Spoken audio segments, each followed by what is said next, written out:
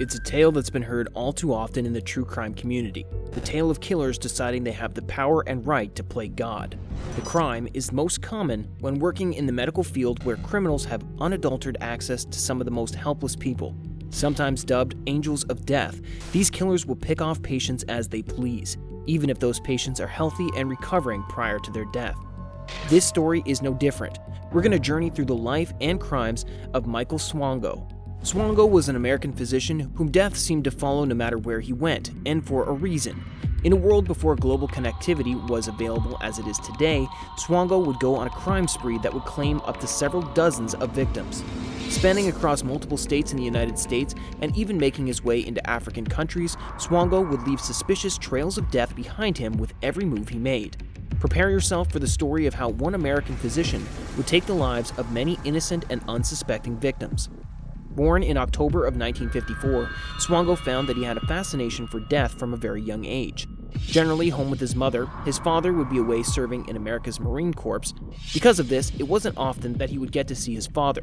Whenever his father was home, the rules would become strict, implementing similar practices the Marine Corps had taught the older man. With a childhood filled with a mostly absent father, Swango wouldn't have much of a relationship with the man. It would only be after his father's death, upon finding newspaper clippings of car crashes and other gory scenes, Swango realized that he and his father may have had more in common than he thought. Looking into his past, it's easy to see Swango as an intelligent being. Having graduated as valedictorian from his high school in Quincy, Illinois.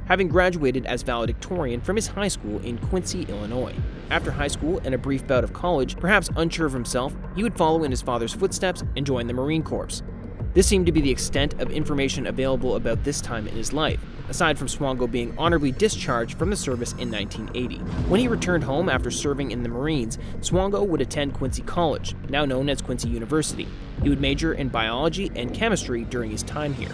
It is speculated Swango's interest in poisons may have stemmed starting here, as his chemistry thesis focused heavily on poisons. More specifically, it focused on poisons used in the death of a writer named Georgy Markov. When Swango graduated from Quincy College, he would begin attending Southern Illinois University School of Medicine. During his time spent at university, he would become known as a weird and lazy individual. While he had been very smart in high school and was arguably very smart still, there would be significant lapses in his knowledge at sporadic points.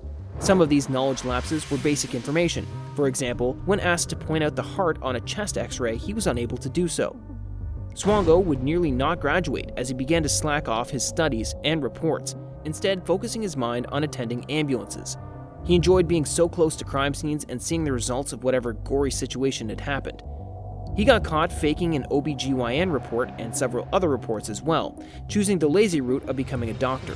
It was by the skin of his teeth that Swango would be given a second chance at his degree and would go on to graduate the following year. Despite the dean of Southern Illinois University blatantly stating Swango had poor performance, he managed to score an internship at Ohio State University Medical Center. As soon as Swango started, it became obvious something wasn't right to those who worked with him.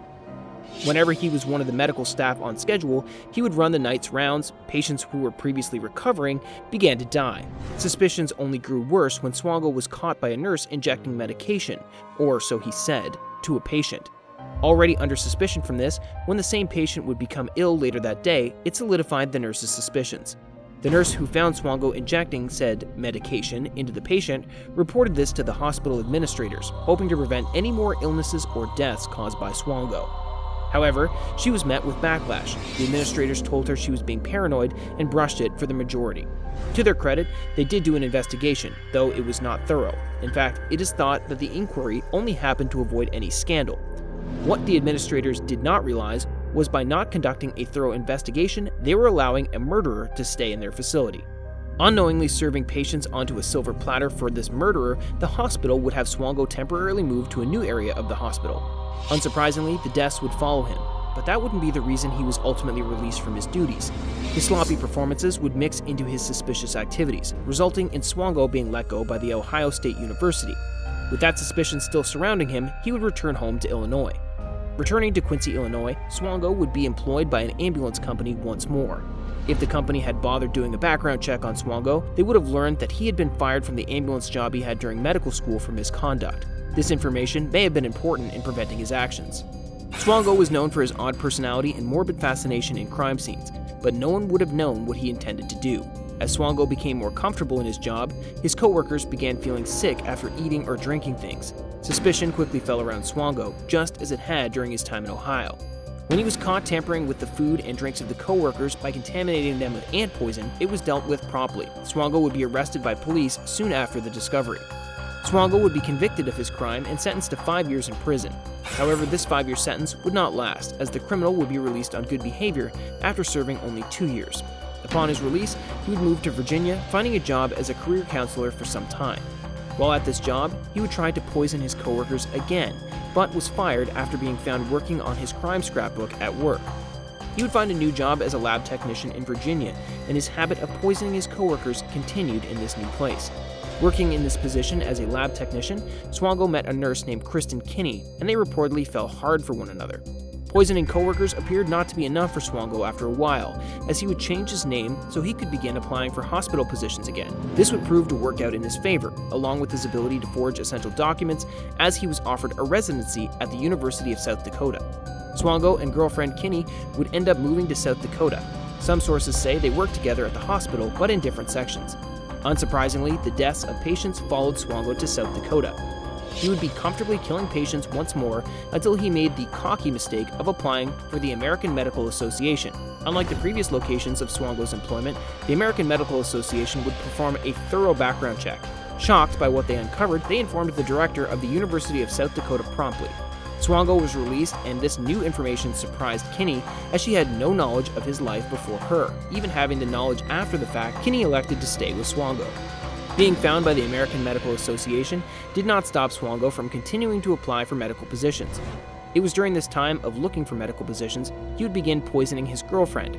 For reasons she couldn't have suspected, she began to suffer from intense migraines. It was only when she left Swango and returned home to Virginia, her headaches would disappear. Swango would continue talking to Kinney, trying to keep her in his trust. While keeping in contact, little time passed before Kinney realized that Swango had drained her checking account. When she made this discovery, it pushed Kinney over the edge. She would commit suicide by a shot in the chest. Somewhere along this timeline, Swango managed to land a medical position in the VA in New York. While he was working here, veterans who were thought to be recovering would mysteriously begin to die. This time, when Swango falls under suspicion after a string of unexpected deaths, law enforcement finally stepped in. However, they were not quick enough in their capture, as Swango knew the feds were after him, and he made a quick escape out of the country. From the United States, Swango would travel to Africa to continue his medical practices, or medical malpractices rather. Wherever he ended up, as it had been in the States, there would be many unexplained deaths, which arrived with him. Whenever suspicion would begin to fall upon him, Swango would leave the area before anyone could conduct any kind of investigation. One country he spent a lot of time in while on the run from the United States was Zimbabwe. When Swango decided that he was done with Africa, he applied for residency at a Saudi Arabian hospital. He had gotten a response from the employer, but was told he would have to perform an interview in person. Because of this, Swango would board a flight towards his new destination. Whether it was luck or fate, the flight Swango took to Saudi Arabia had a layover in Chicago. No sooner than the plane landed in Chicago, the FBI was there to arrest Swango. His malpractice would finally come to an end. At first, there was not enough evidence to catch Swango for murder. Instead, prosecutors took him to court, and Swango would be convicted of multiple counts of fraud. This was due to the number of documents he had forged to continue working in the American medical field. It was a short time before he was to be released from jail for these fraud charges that he was retaken to court. This time, he stood on trial for murder. Presented with the evidence and given a choice, Swango would ultimately plead guilty to 3 counts of murder amongst several other charges. By pleading guilty, he not only could avoid the death penalty, but he could also avoid being extradited to Zimbabwe. It had been recently found that Swango had poisoned 7 people in the African country, leading to the death of 5 of them. If he had pleaded not guilty and risked being extradited to Zimbabwe, there is little doubt that he would have been executed for his heinous crimes. With these 3 murder charges and more, Swango was given life without the possibility of parole. Swango was only charged with 3 murders in New York and 1 murder in Ohio, but he could have been responsible for up to 60 of them. When you keep this in mind, it allows you to breathe a little more freely, knowing this monster is off the streets and away from patients. At the time of this video, Swango is rightfully still in prison, which is where he will remain. After all the hurt and trauma caused to so many people, it's only fitting that Swango watches the rest of his life shrivel away in the bleakness of his cell.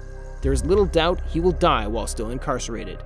Thank you so much for watching. Leave comments down below on what you thought about this video.